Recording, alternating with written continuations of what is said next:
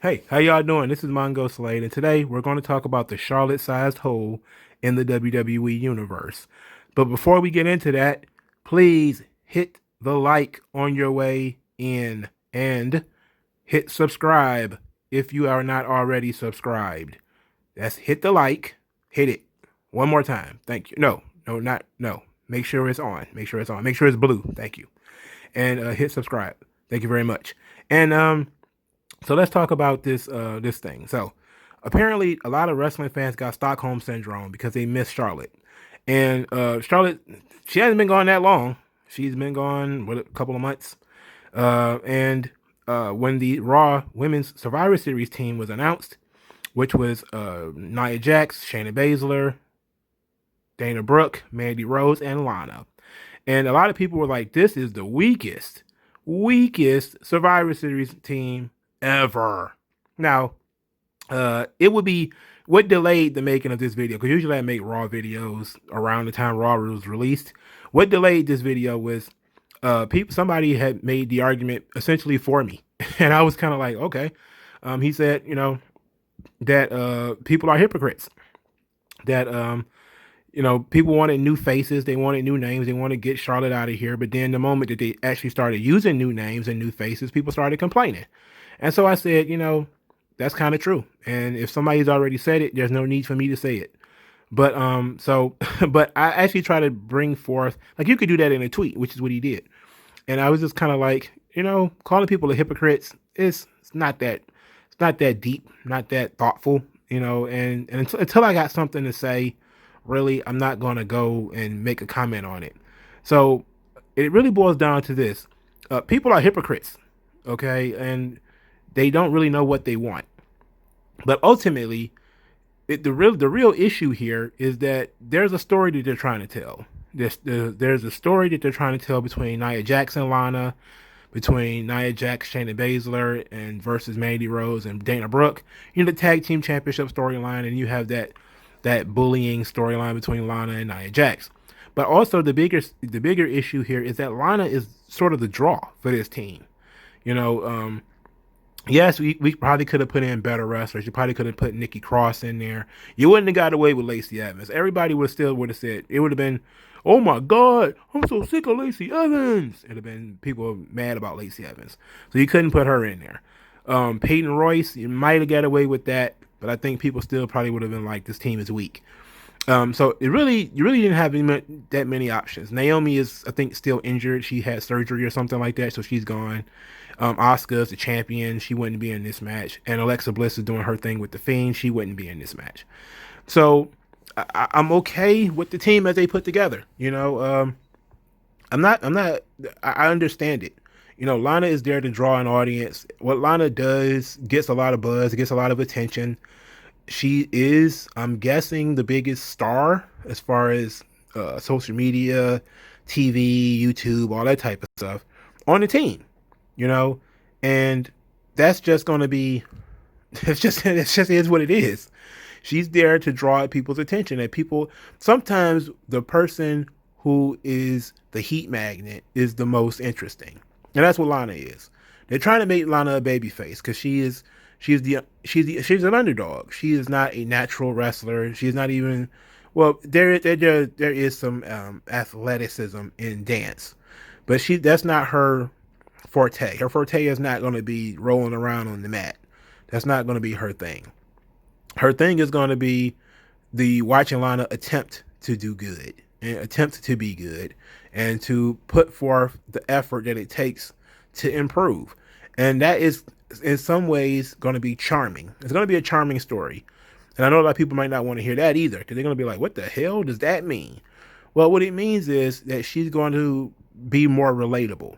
That Lana is, you could, when you're somebody like Lana, you could be cast somewhat as being unattainable as far as a woman is concerned. But now if they're going to kind of humanize Lana.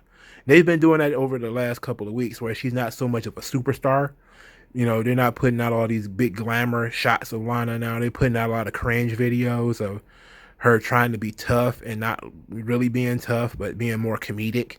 Her eating, the drinking eggs and breaking boards and stuff like that. And she's still training to beat Asuka.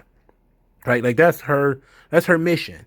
And if this was it's like an anime storyline, like like Asuka's the big boss, and Lana's like this 12-year-old kid who's training to beat the big boss, and it's cool.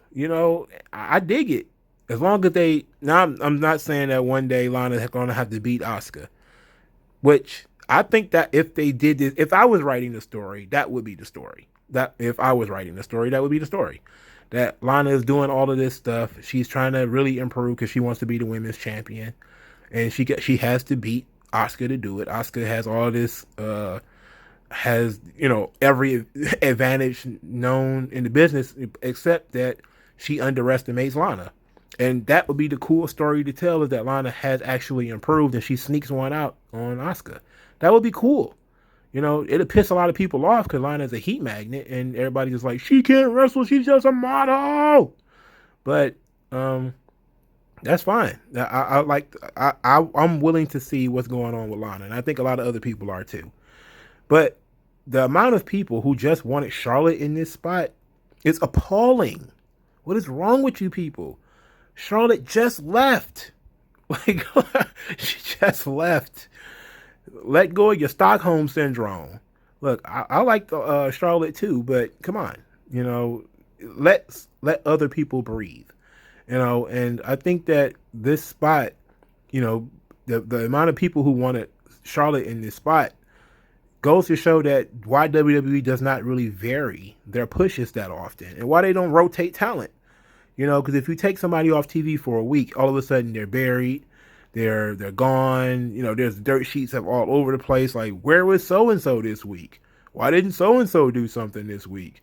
They've been forgotten. They've been buried. It's like, well, no. It's like sometimes you book up all your time. you book up all your time sometimes. But the division does need Charlotte in the long run because Asuka needs opponents. Asuka has been used primarily to put over other people, and I don't mean by doing jobs, but by having to work with them in longer matches like Zelina Vega and Lana. She's basically an in-ring instructor for women who might not be that far along as far as their wrestling is concerned, which is fine. But it really just makes Asuka feel like an afterthought, like she's beating up on people that she could easily beat. She needs a legit challenger. And for years and years, that's only been Charlotte and Becky and Bayley and Sasha. Like those have been her chief opponents that in recent years. So they need to put forth some effort into building new opponents for her. And this Survivor Series match is good for that. Because look, the tag team championships need opponents.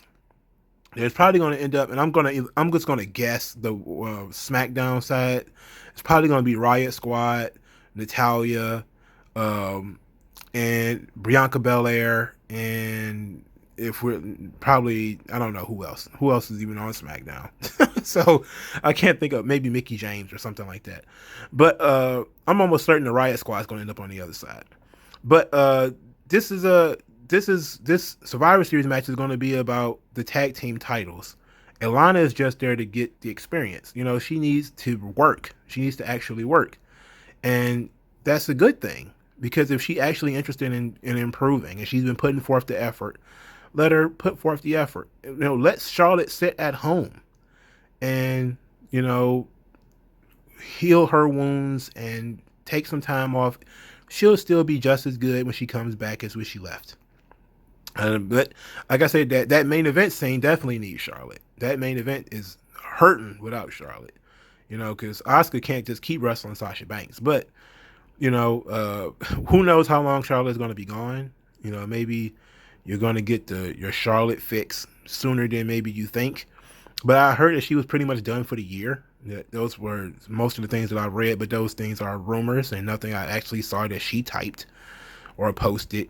So she might just want to, relax. I mean, the pandemic is still going on, and her and Andrade are going out on dates without masks and all that type of stuff. Not like I care. I'm not going to force them to wear a fucking mask. I can tell you that much. I'm just telling the truth. they don't they don't seem to give a shit. They out on beaches and everything. They don't give a damn. So they out there living, man. Let her live. Let Charlotte go. Let her go. Let her go. Charlotte can actually be gone till fucking WrestleMania. She can leave for a long time, and I wouldn't be too upset.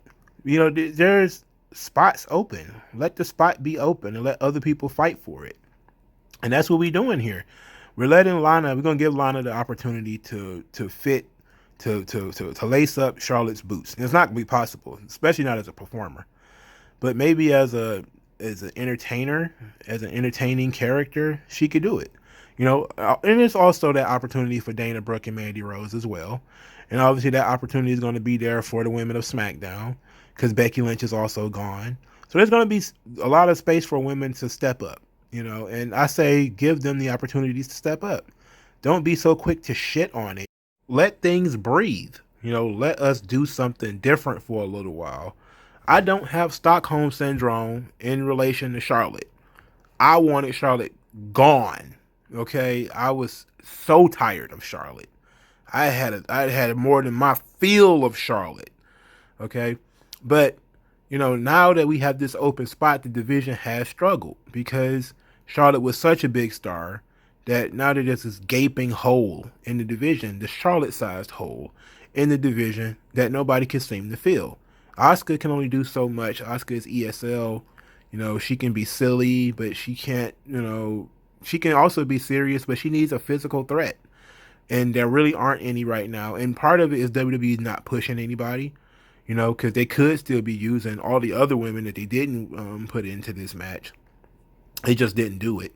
They're obsessed with Lana, but they're still trying to do stuff with this tag team titles too. So let's give them some time. Now that Bayley and Sasha Banks are not going to be crossing over to SmackDown or crossing over to Raw from SmackDown, eating up a lot of TV time, it's going to force them to put some effort onto these women that are already on the show. And Nikki Cross has this natural story with Alexa Bliss, but I don't know when they're actually going to start that. But you have that there. And then you have Peyton Royce. They're probably going to do something with her. And you have, Lacey Evans. You got something with her. Let them breathe. Let them try something. Let them do things different. Give it some time. Give it a break. But let me know what you guys think. Let me know in the comment section below. Like this video, share it, and subscribe to my channel. And I will talk to you guys later.